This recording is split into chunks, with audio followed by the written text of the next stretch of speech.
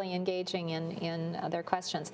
We have a quick minute or so to talk about something for parents.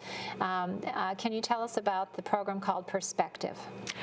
Perspective is a program that our test contractor has developed for us. When parents get back their individual student report, not only do they get the results of how their student performed this year and last year, but they also have a number on it called the Learning Locator number. They can take that number and go out to the Pearson website that you can find off of the Department of Education website and type in that number, and it will bring up specific tasks and skills that that student should be working on in order to be prepared to meet the academic content standards for their grade. That's really neat. Yeah, so it's an interactive tool for parents to use with their students. Teachers also have access to it so they can work on it in the classroom, but parents can actually go out and see what skills their students should be working on. That's wonderful. So if Alice wasn't doing so well in her fractions, then Mom and Dad can sit down and help her. That's really great. Well, I'd love to spend a little more time. We've got lots of exciting things going on in our testing program, but unfortunately that's all the time we have for our first segment. I want to thank Christy for your testing update, and we will take a short pause and be right back with some students and their robots.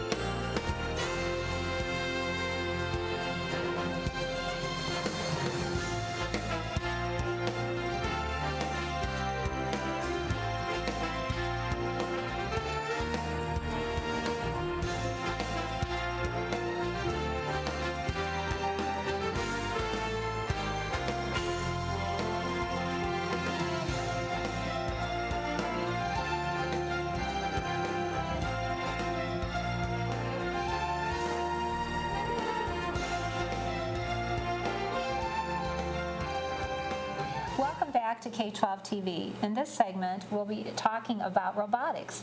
First with Deb Holmes, director of the Midwest Robotics League, and then with some of the students from Buffalo High School and the Oakland ALC in Cambridge. Welcome to K-12 TV, Deb. Thank you.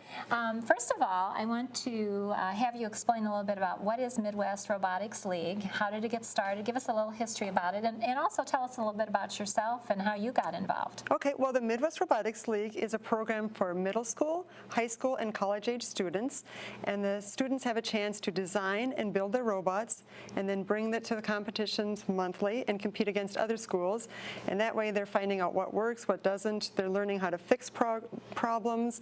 It's a real-world situation for them, and I got into this about 6 or 7 years ago. My son was in middle school at the time and wanted a program like this, so we started it at the school that we were in. My husband was the coach, and we went to the national competitions, and then some of the manufacturers in the Minnesota area wanted a program like this here for the local students, so they started the Midwest Robotics League and asked me to be the director and run the program, so that's how I got into it. Now, are you a teacher in one of the schools? I am not a teacher. Wow, my husband, you're a parent? Correct. That's cool. All yeah, right. so some of the teams do it as an after-school extracurricular activity, and some of those are teachers that run it, some of them are parents, and then other schools will do it as actual curriculum during the day, and we have both schools here today represented. So now I want to get a little personal. Did you always want to do this when you were growing up, and so this was just an excuse for you to really have some fun and well, as an adult? Don't know that I thought of this specifically, but I Yeah. love working with my hands and doing things like that. Legos were one of my favorite things with my children. So yes and no. I really wanted mostly to see something for my son and kids that really enjoy this kind of a thing. Now, do you students that participate in these competitions or just want to be in part of this robotics league, do they have to have a lot of knowledge about math and science or technology to be part of this? That's really the beauty of this. You don't have to have that kind of knowledge. You learn that along the way. It really strengthens the STEM STEM core things. And what's STEM? Science, technology, Engineering. and math. Right. And it really gives the students a hands-on program instead of just learning everything in the textbook.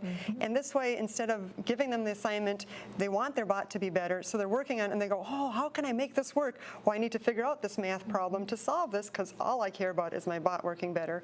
So in that way, it strengthens that for the students, and it's just wonderful.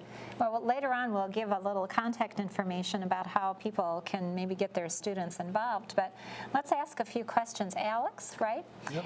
How did you find out about this program? It was on just the list of classes. It said BattleBots. I figured I need electives. I'll give it a shot. Okay, so this is an actual elective in your school then? Yep, And something that you can, so when you thought of BattleBots, what was in your mind that you thought, was this going to just be a really fun class? Well, Or? I don't know, I saw the TV show years ago with the Okay. huge ones, and thought that'd be cool, but I was like, really, is this going to work? And I got more into it and found out Were what you kind of worried that maybe you weren't going to be able to do it, that you might need to have some kind of math or science skills behind it, or were you more confident with your own interests and skills? Not really. When I came into it, we had a shell frame designed and brought up, and then Casey Wright, who has been helping us with our all of our wiring and all that sort of stuff, really props to him. He helped. So now, Alex, after being in this, how long have you been in the program? This is my second year. Your second year. So after learning all of these things, could you now take a basic frame and start from scratch and know how to do all the wiring and get everything done yourself, pretty much? Or would you still I need need help some with prompting? wiring is my biggest. Is it? Okay. Okay. Now I hear you're going to go into construction, right? Carpentry. In carpentry, okay. So maybe in the future you may have to do a little electrical wiring too. But that's great. Well, Kiefer, let's talk with you a little bit. Now you're part of Alex's team, and then we'll be talking to Corey, and you all three work on a team with your CUDA 6. So we'll be showing that in a little bit. Kiefer, how did you get involved? How did you find out about it? And what have you learned as you've been participating in this program? Well, when I was signing up for classes, Steve told me about the school building bots, and I didn't know at that time. And then he told me to talk to Dave if I was interested, and I was. And I talked to Dave, who was the teacher, and I just started signing up for the class. And I've learned how the bot functions. I've learned how the wires connect. I've learned how the transmission works, and I've learned how you connect batteries to each other, and how everything's connected to each other. And so also, too, some of these functions are the same functions that are in cars or in other machinery, too. Yeah, just smaller. Yep, just smaller. And so then you can actually understand kind of what you're doing, really, is learning how lots of machinery works and what the internal functions are, and then you can build larger and larger things. So you actually are learning a lot of wonderful skills that are going to take you far as you grow up. Okay, Corey, it's your turn.